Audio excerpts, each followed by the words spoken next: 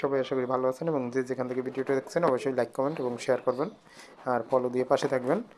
আমরা অনলাইনে মাল ডেলিভারি দেই, কিন্তু রেগুলার ভিডিও দিতে পারি না ব্যস্ততার কারণে। আজকেও দুইটা জায়গায় ডেলিভারি যাবে।